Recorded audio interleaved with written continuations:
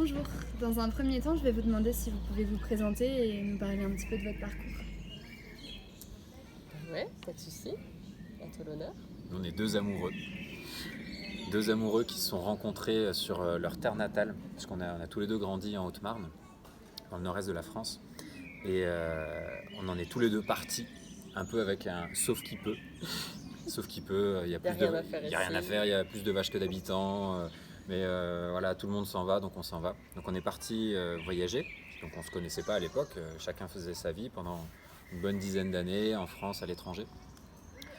Et puis quand on s'est rencontrés justement sur nos terres natales, on a eu envie de cheminer ensemble cette fois et d'avancer sur la question de créer un lieu de vie collectif. Sur le lieu où on est né. De Challenge. revenir sur nos terres natales. Voilà. D'accord, merci beaucoup. Pourriez-vous me dire qu'est-ce qui est au cœur de votre vie? Donc, quelles sont les choses les plus importantes pour vous dans votre vie? Je dirais que moi j'ai un grand besoin d'authenticité et ce que j'apprécie beaucoup vivre autour du projet d'habitat partagé. Donc c'est vraiment une base dans laquelle je trouve beaucoup de confiance, d'assurance et de bien-être. Et la bienveillance aussi. Ouais. Authenticité et bienveillance. Pour ma part, j'ai besoin de beaucoup. J'ai besoin d'être en lien avec la beauté des choses, être capable de voir la beauté des choses, même dans ce qui est vraiment pas chouette, même dans ce qui peut être très attristant, même dans les situations tragiques, et d'y voir aussi de l'espoir. Ce qui me plaît, c'est de faire grandir ma foi, que quoi qu'il se passe, c'est un miracle, c'est un cadeau, et il faut juste être capable de voir ça, même quand des fois c'est vraiment très très sombre et ça fait peur. Ouais, donc je dirais ça, la beauté et l'espoir. D'accord. Une deuxième question. Pour vous, que veut dire le vivre ensemble? Ou vivre ensemble? Moi je dirais que c'est la conciliation des élans individuels et des élans ou des besoins du groupe. C'est-à-dire que on peut vivre avec un groupe qui peut être écrasant pour les individus, c'est ce qui a beaucoup été vécu dans l'humanité, ça fait des siècles. On peut vivre aussi d'une manière où les individus ont beaucoup de liberté. D'une certaine manière, c'est l'individualisme qu'on vit aujourd'hui. Et nous, ce qui nous plaît, c'est d'essayer de chercher un entre-deux, où à la fois le groupe et aussi l'individu, les individus, peuvent se sentir dans un espace de liberté qui permet que les deux soient conciliables. Et c'est ce qu'on essaie d'insuffler dans ce qu'on veut construire, c'est que chacun puisse amener sa couleur et qu'en même temps ça ne desserve pas le groupe pour autant. Moi, ce serait pour moi. Ouais, c'est ça. Donc, j'ajouterais juste que pour ma part, je me vois pas du tout vivre seule. Je vois pas comment je pourrais avoir une vie épanouissante seule. Du coup, c'est que pour moi, l'autre a forcément tellement de choses à m'apporter que, ok, comment on fait ensemble pour faire grandir cette richesse qu'on a à partager et même en fait tout simplement de pouvoir répondre à nos besoins, que ce soit les besoins primaires ou des besoins autres comme celui d'être ensemble, d'échanger, de rire, de partager. Voilà. Super. C'est beau ce que tu dis. Oui, c'est très beau. Une dernière question. Si vous deviez vivre un jour dans une communauté, sur quoi celle-ci serait-elle fondée? Et donc c'est ce qu'on est en train de projeter clairement. Et nous du coup on part sur la réflexion d'avoir des outils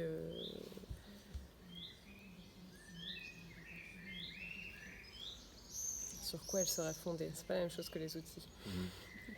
Je vais partir sur les outils, Les mais outils sont au service. c'est ça, c'est d'être sur une authenticité, un respect du vivant. Vraiment, ça pour nous, c'est vraiment des notions hyper importantes. Respect du vivant et respect aussi des différences, malgré tout, du fait qu'en même temps, on peut très bien se retrouver face à des personnes qui ont une façon de voir le monde qui est différente de la nôtre et comment l'accueillir. Et une notion de responsabilité aussi. Ouais, qui est forte, ça. Ça nous plaît beaucoup de cultiver cette responsabilité individuelle des actes, des émotions, des pensées, des croyances, de manière à ce que le groupe ne pâtisse pas d'une personne qui va pas prendre la responsabilité de ce qu'elle vit et puis mettre ça au milieu et puis un peu on se débrouille tous avec ça. Maintenant il y a certaines choses, c'est à chacun d'avoir cette stature et cette structure pour pouvoir accueillir ce qui est difficile et le vivre avec une forme d'autonomie individuelle et ensuite bien sûr le groupe vient en soutien. mais pas l'inverse. Et ça nous fait beaucoup travailler parce que de par le monde dans lequel on a grandi, de par notre éducation, de par nos zones d'ombre aussi individuelles, il y a plein de choses où c'est dur de prendre la responsabilité moi je sais, dans mon cas, ça va être quand je me sens impuissant face à une situation, je vais avoir tendance à me mettre en colère parce que c'est juste invivable d'être impuissant pour moi face à certaines situations. Donc je m'en défends, je vais rejeter la responsabilité à d'autres. Alors oui, mais non, c'est juste là, tu sais pas quoi faire. Accueille ça, quoi.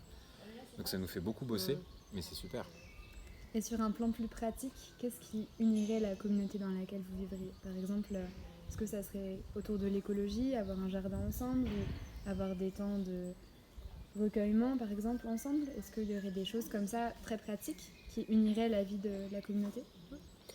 Pour nous, c'est important, effectivement, qu'il y ait des notions d'écologie, mais je sais même pas, quelque part, ça nous parle pas tant, c'est juste des questions de bon sens. Ouais, en fait, de revenir à du bon requis, sens. C'est vraiment ça. Et de revenir à pouvoir être dans une logique du monde qui nous entoure, de tiens, comment fonctionne la nature sans nous, quoi. Et du coup, nous, comment on s'insère dedans, naturellement, sans après grandir sur d'autres principes. Et que ça soit un lieu aussi d'accueil qui puisse permettre du coup des échanges constants avec d'autres façons de voir, d'autres façons de voyager, d'autres façons d'être, et qui puisse être aussi un lieu de transmission. Voilà. Et dans le côté de la spiritualité, oui, clairement, c'est quelque chose d'important pour nous, et c'est des questions qui sont en cheminement, de savoir comment ça se vit au sein d'une communauté, d'un habitat partagé. Il y a plein d'exemples, il faut trouver son équilibre, quoi. Ça, on ne sait pas encore ce qui nous plairait de vivre communément versus ce qui nous plairait de vivre dans la sphère familiale ou la sphère individuelle. C'est ce curseur-là qu'on est en train de questionner entre, oui, on a des temps de recueillement, de prière, de méditation réguliers et qui sont collectifs. Ou non, c'est vraiment chacun qui avance à son rythme et qui fait ça comme il ou elle en a envie. Mais avec le problème que ça peut amener, c'est que je sais que c'est quelque chose que je peux vivre, hein, c'est une forme de désengagement par rapport à mon chemin, alors que le groupe peut aider à porter, et en même temps ça peut aussi amener quelque chose de trop structurant, de trop enfermant. Et c'était ma question aussi, à quel point vous voulez trouver un équilibre entre une vie en communauté et une vie de famille, par exemple. Quel est le degré d'indépendance de chaque famille par rapport à la communauté? Pour nous, clairement, notre besoin, c'est qu'il y ait quelque chose de la forme de l'indépendance, clairement, d'une vie de famille qui nous est précieuse et qu'on a envie de vivre, comme les autres personnes qui sont avec nous. Et donc, du coup, effectivement, le côté des moments communs, c'est plusieurs temps, sûrement dans la semaine, mais c'est pas du quotidien, c'est pas partager la même intimité à tout moment, quoi. Et même l'intimité individuelle, je veux dire, même au sein du couple, j'ai besoin de moments d'intimité individuelle pour me ressourcer, me retrouver, et justement pouvoir aussi gérer et comprendre pourquoi parfois quand je suis en conflit, qu'est-ce que ça éveille en moi, quoi, en fait. Donc, nous, c'est vrai qu'on part sur la question de dans la matière concrètement comment on va pouvoir construire ça, mais ce qui nous intéresse le plus, et ça on prendra le temps qu'il faudra, mais c'est comment être ensemble, et du coup c'est des choses qui nous demandent à individuellement grandir dessus, comme des choses qu'un conflit pour nous, c'est pas une problématique, c'est une ouverture, un potentiel énorme, une chance de pouvoir transformer les choses derrière.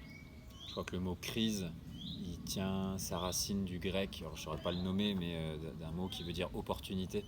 Et ça nous plaît de se rappeler que quand il y a une crise, quand il y a un conflit, c'est une opportunité de voir un endroit où il y a un manque de conscience, ou un manque d'amour, ou un manque de complicité, pour pouvoir justement s'appuyer là-dessus comme sur une marche et passer à la marche d'après. C'est une belle façon de voir les choses. C'est beaucoup plus positif. Ouais, puis ça laisse un champ ouvert, alors que sinon on a l'impression de rencontrer que des murs.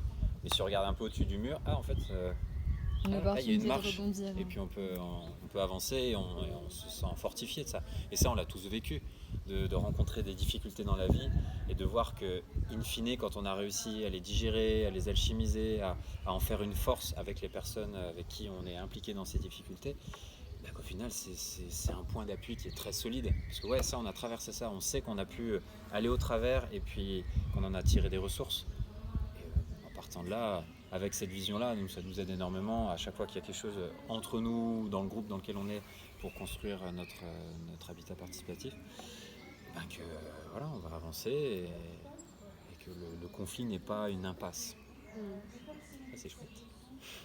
Merci beaucoup. Est-ce que vous souhaitez ajouter quelque chose, un petit message que vous souhaiteriez nous transmettre ou une expérience partagée?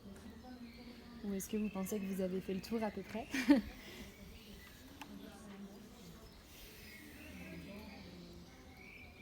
Moi, j'ai un souhait. C'est le souhait que chacun et chacune ose faire le pas de se réapproprier ces questions du vivre ensemble et ose faire le pas de questionner le schéma dans lequel on vit pour pouvoir se dire tiens, ça j'ai envie de le faire évoluer, ça j'ai vraiment envie de le garder, mais que chacun de nos choix soit conscient et assumé. Et je crois que c'est une grande porte vers cette responsabilité, du coup vers ces fondations qui permettent de sortir de la plainte et de la sensation de subir pour vraiment choisir et construire notre vie. Vendu. Merci On y est. beaucoup. Bonne continuation Merci. à vous. Merci.